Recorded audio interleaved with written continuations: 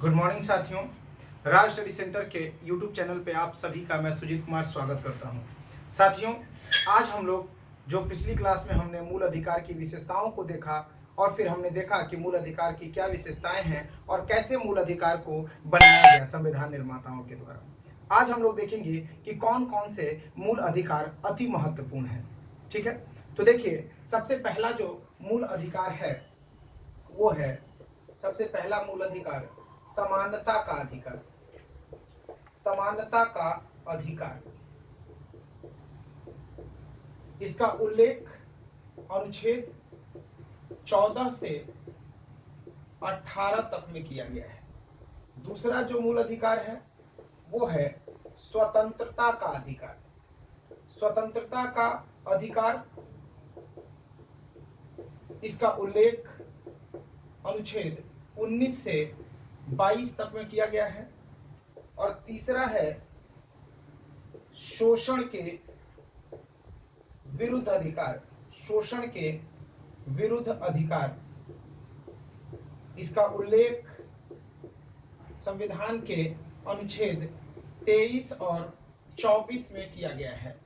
इसके बाद चौथा नंबर देखेंगे आप, धार्मिक स्वतंत्रता का अधिकार।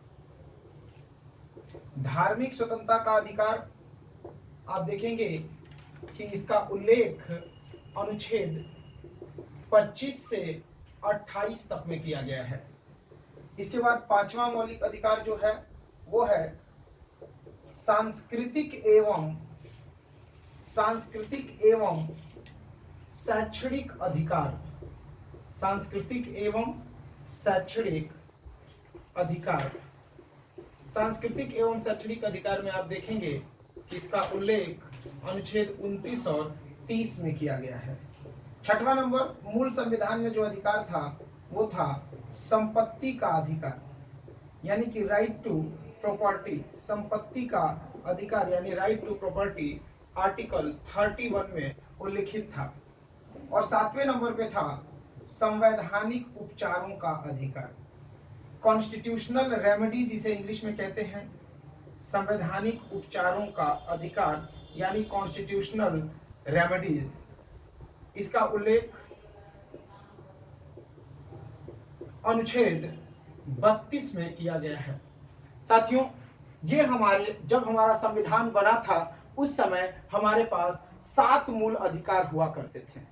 लेकिन साथियों, इन 7 मूल अधिकार में ये जो 6वें नंबर का मूल अधिकार था, इसे संविधान संशोधन करके 44वें संविधान संशोधन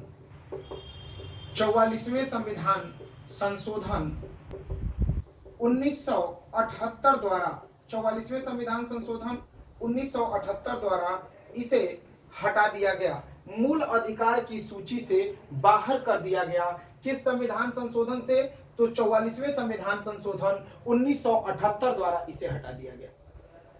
इसको वर्तमान में अनुच्छेद 300 क में है, 300 ए में है और यह सिर्फ और सिर्फ अब कानूनी अधिकार है। यह सिर्फ और सिर्फ कैसा अधिकार बच गया है? तो कानूनी अधिकार। ये हो गया साथियों कि मूल अधिकार में से संपत्ति के अधिकार को 44वें संविधान संशोधन 1978 द्वारा हटा दिया गया मूल अधिकार की सूची से, और वर्तमान में इसे कानूनी अधिकार बना दिया गया है जो अनुच्छेद 300 ए में उल्लिखित है। अब हम साथियों देखेंगे कि मूल अधिकार वर्तमान में कितने हैं। तो मूल अधिकार जो है वर्तमान में 6 हैं। मूल अधिकार वर्तमान में 6 हैं। अब देखेंगे हम पहला जो मूल अधिकार है ये है समानता का अधिकार। साथियों, समानता का अधिकार क्या होता है? Right to equality. Right to equality में आप देखेंगे कि समानता का अर्थ क्या होता है। तो साथियों देखिए, समानता का मतलब सभी के साथ समान व्यवहार करना। ये जो अर्थ निकलता है, समानता का जो ये अर्थ निकल रहा है, ये समानता का नकारात्मक भाव प्रदर्शित करता है। लेकिन समान परिस्थिति वालों के साथ समान व्यवहार करना ही वास्तविक समानता है, यानी कि सकारात्मक समानता है। ठीक है। सकारात्मक समानता का मतलब है कि जिसकी परिस्थिति जैसी होगी उसके साथ हमारा व्यवहार वैसा ही होगा। जैसे मान लीजिए कोई बस में जा रहा है और वहां पे आपको खड़े करके उस व्यक्ति को बैठा दिया गया, आप कहेंगे कि भेदभाव हो गया, लेकिन आपने उस व्यक्ति की परिस्थिति को नहीं देखा कि वो व्यक्ति शायद विकलांग हो सकता है। तो विकलांग व्यक्ति से आपकी तुलना नहीं हो सकती, क्योंकि उसकी परिस्थिति अलग है और आपकी परिस्थिति अलग है। तो अलग परिस्थिति में अलग व्यवहार करना भी क्या होता है, समानता ही होता है। लेकिन इसे हम लोग आगे देखेंगे अनुच्छेद 14 में विधि का समान संरक्षण कहते हैं। ठीक है। तो सभी लोगों को समान करने के प्रयास से संविधान निर्माताओं ने समानता का अधिकार दिया, जिसका उल्लेख अनुच्छेद 14 से 18 तक में किया गया। अब हम लोग समानता के अधिकार में एक एक आर्टिकल को देखेंगे। आप लोग स्क्रीनशॉट लेते रहें या फिर इसे कॉपी पेन से लिख लें ताकि ये याद हो सके आपको। अब देखिए समानता, इसमें जो आर्टिकल 14 है उस पर हम लोग जिक्र करेंगे, उसके बारे में चर्चा करेंगे कि अनुच्छेद 14 क्या कहता है। तो देखिए सबसे पहले जो उसकी भाषा है उसको देखते हैं। तो जो अनुच्छेद 14 है आर्टिकल 14, आर्टिकल जो 14 है वो कहता है विधि के समक्ष समानता, विधि के समक्ष समानता, विधि के समक्ष समानता की बात करता है। विधि के समक्ष समानता अनुच्छेद 14 ये बात बताता है। अनुच्छेद 14 कहता है इक्विटी बिफोर लॉ, विधि के समक्ष समानता। विधि के समक्ष समानता में इसमें दो बातें निकल के आती हैं सामने। पहली बात कि भाई विधि के समक्ष समानता, तथा इसमें ऐसे डायरेक्ट आप लिख सकते हैं कि विधि के समक्ष समानता तथा विधि का समान संरक्षण, विधि का समान संरक्षण।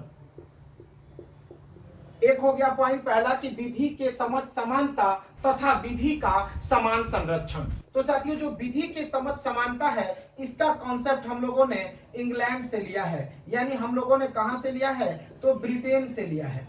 हम लोगों ने विधि के समक्ष समानता का जो कॉन्सेप्ट है वो ब्रिटेन से लिया है, और विधि का समान संरक्षण हम लोगों ने यूएसए यानी संयुक्त राज्य अमेरिका से लिया है। ठीक है, यहां तक क्लियर है। इसके बाद देखते हैं कि अनुच्छेद 15 क्या कहता है। अनुच्छेद 15 क्या कहता है, आर्टिकल 15 कहता है, आर्टिकल 15 कहता है कि राज्य किसी व्यक्ति के साथ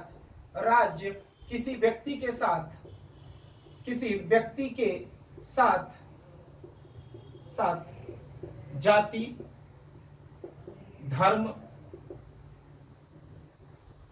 मूल वंश, नस्ल तथा जन्म स्थान के आधार पर भेदभाव नहीं करेगा।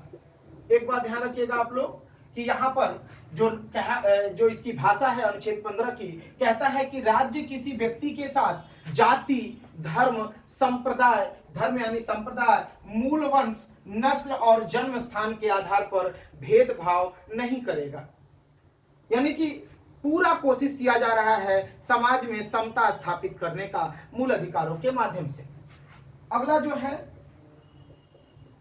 आर्टिकल 16, एक बात ध्यान रखिएगा कि अनुच्छेद जो 15 है वो साफ साफ लिखा है कि भाई आर्टिकल 15 जाति, धर्म, संप्रदाय, मूल वंश, नस्ल और जन्म स्थान के आधार पर राज्य किसी के साथ भेदभाव नहीं करेगा।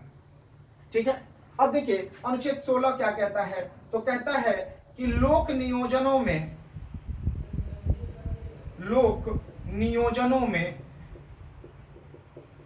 समान अवसर की उपलब्धता, मतलब कि भाई अगर कोई सरकारी नौकरी आती है, कोई वैकेंसी आती है, तो सभी को फॉर्म भरने का अधिकार हो, सभी को उसमें भाग लेने का अधिकार हो। ये सरकार के लिए सुनिश्चित किया गया है मूल अधिकार के माध्यम से कि हर एक व्यक्ति को उसमें शामिल होने का, उसमें भाग लेने का अधिकार है। तो लोक नियोजनों में समान अवसर की उपलब्धता, ये बात तय हो गई। इसके बाद देखेंगे आप कि अनुच्छेद अनुच्छेद 17 भी बच्चों मोस्ट इंपॉर्टेंट है, क्योंकि मैंने आपको बताया था कि जो ये मूल अधिकार है ये सापेक्ष है, निरपेक्ष नहीं है। यानी मूल अधिकार एब्सोल्यूट नहीं है, ये रिलेटिव होता है। यानी कि आपको मिला है स्वतंत्रता, तो क्या आप किसी को गाली देंगे? नहीं। आपको बोलने की आजादी दे दी जाएगी तो आप किसी का मानहानि करेंगे? बिल्कुल नहीं। यानी कि इस पर भी प्रतिबंध लगाए जा सकते हैं। इसलिए साथियों ये जो सभी मूल अधिकार जितने भी होंगे टोटल 14 से लेके 18 तक या फिर 12 से 35 तक में वो निरपेक्ष नहीं है, मतलब उस पर कोई ना कोई प्रतिबंध है।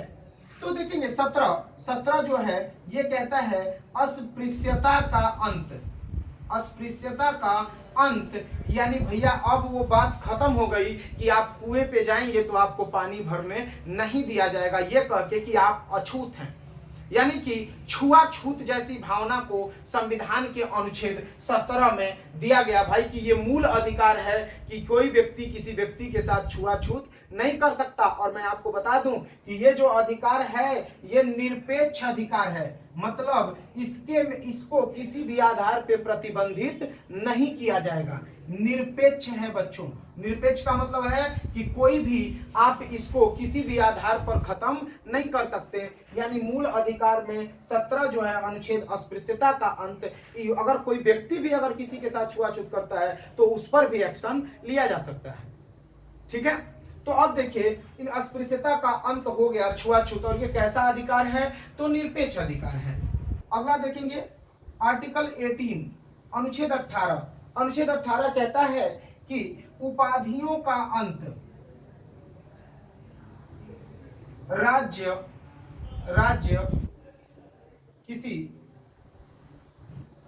किसी भी व्यक्ति को ऊपर लिख लेते हैं हम लोग, ध्यान दीजिए यहां पर हम लिखेंगे राज्य किसी व्यक्ति को, यहां पर लिख लेते हैं अनुच्छेद 18 को यहां पे लिखते हैं, मोस्ट इंपॉर्टेंट है आर्टिकल 18। राज्य किसी व्यक्ति को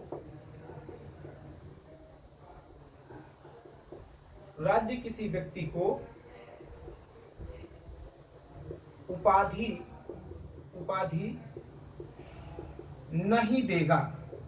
साथियों राज्य किसी भी व्यक्ति को किसी भी, पहले राजा महाराजाधिराज इस तरह की उपाधियां दी जाती थी, लेकिन अब ये डिसाइड क्लियर कर दिया गया संविधान के द्वारा कि राज्य किसी भी व्यक्ति को उपाधि नहीं देगा। लेकिन इसमें एक्सेप्शन है, सिर्फ देगा